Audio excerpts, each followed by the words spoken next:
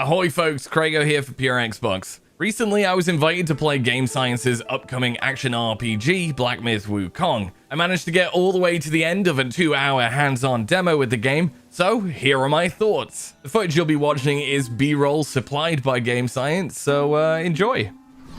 For most, Summer Game Fest came to a close once Playdays wrapped on Monday. But not for us. Game Science, the talented developers responsible for the upcoming action RPG Black Myth: Wukong, found time for Pure Xbox the following day, and we're so glad they did because the game is phenomenal. He's real! Say what you like about Summer Game Fest's opening show, but there's no denying that when the Black Myth: Wukong trailer dropped, the air left the YouTube theater, and goosebumps were felt by many. So, you can only imagine the anticipation we felt whilst descending to the top floor suite of the proper hotel in downtown LA for a private 2-hour hands-on preview of the game. You see that hotel over there? That is a proper hotel, that is.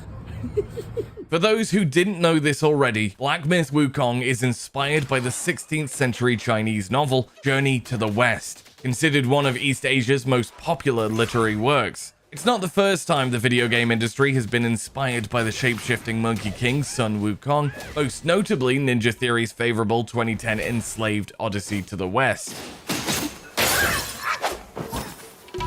Our preview began by panning down on an extremely detailed peach. You could even see its individual fuzzies, chilling on the forest floor. Before we knew it, the peach revealed itself to be our shifty protagonist, Wukong. It took just a few seconds to acknowledge that Black Myth: Wukong is an Unreal Engine 5 game, so for the next 1 hour and 59 minutes, we knew we'd be in for a visual feast for the eyes.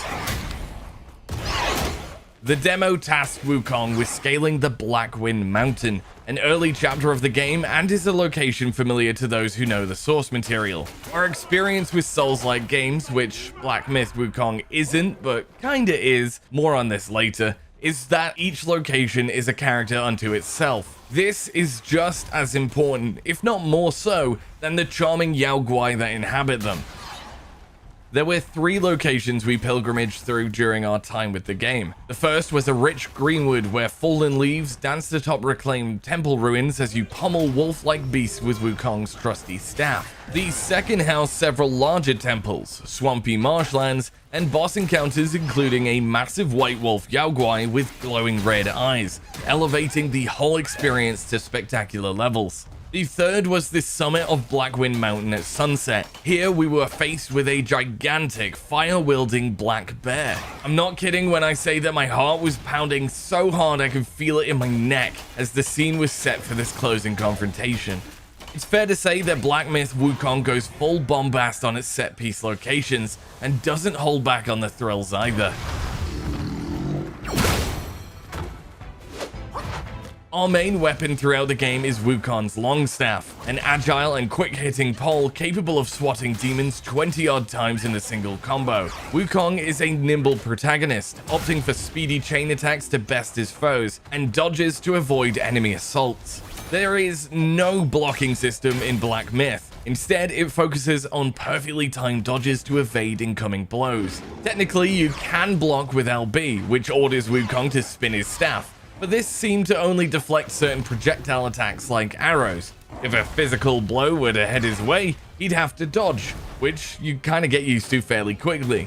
We noted the perfect timing window to be rather generous, which almost balanced the limited defensive options. You can spam X for your fast-hitting combo, or hold Y for a heavy attack. These are both at the cost of stamina, and I could say more, but you know, this is pretty straightforward stuff.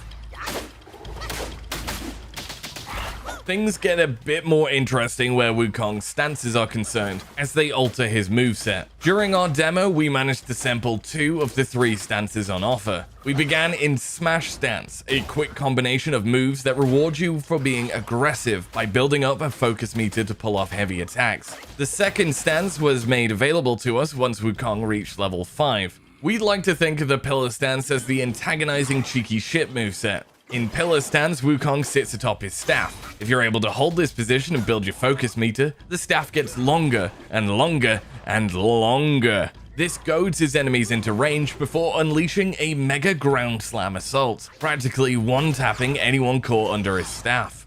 Pillar was our favorite stance. We found ourselves giggling as we squared up to foes perched safely atop our 20-foot tall longstaff like some sort of immovable heckling arsehat. The third moveset is thrust stance. It was still quite far out of reach when our time with the game came to a close, only becoming available if we hit level 20.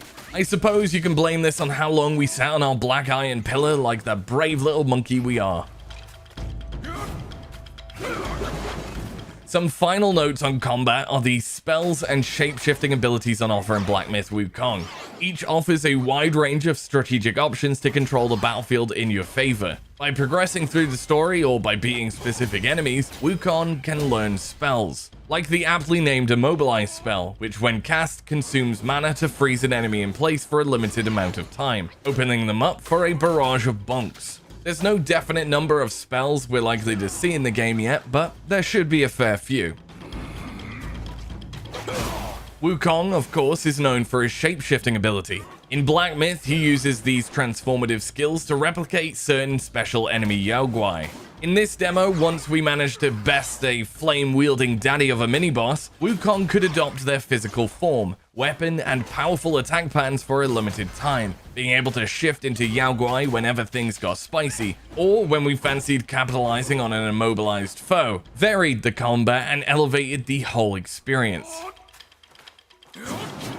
At first glance, you'd be forgiven for thinking Black Myth: Wukong was a Souls-like game. There are a lot of similarities to Dark Souls. Vanquish an enemy, gain willpower, kinda like Souls. Need to replenish your health? Drink from your gourd, kinda like flasks. You get the idea, right? Black Myth: Wukong draws a lot from the genre, but in actuality is more comparable to an action RPG. Game Science opted for a more traditional skill tree, instead of tying character abilities to weapons and armor. Stances are unlocked by reaching levels and enhanced by spending earnable sparks on foundation skills or stance upgrades. Also, rather than punish the player for dying, it encourages strength and power with an awesome amount of named boss fights. Black Myth definitely feels easier than your traditional Souls-like, but strikes a solid balance between that and an action RPG. Now, there's plenty more we'd love to say about Black Myth: Wukong, but considering the game is still in active development and subject to change, we'd prefer to wait until its full release before definitively expressing how we feel. And before you ask, whilst we shared a room with a handful of developers and PR for Game Science, we were unable to ask about their recent decision to delay Black Myth: Wukong for Xbox Series X and S. We can understand many of our readers and listeners will be disappointed by this. We are too. But we wanted to respect our read of the room and celebrate how exciting the game is to play instead. We hope the delay isn't too long, because if our 2-hour session is indicative of what the whole experience is like, this could potentially be in the running for Game of the Year. It's seriously that good. Are you looking forward to Black Myth: Wukong on Xbox? Let us know in the comments. All that's left to say is bye-bye for now. Cheerio!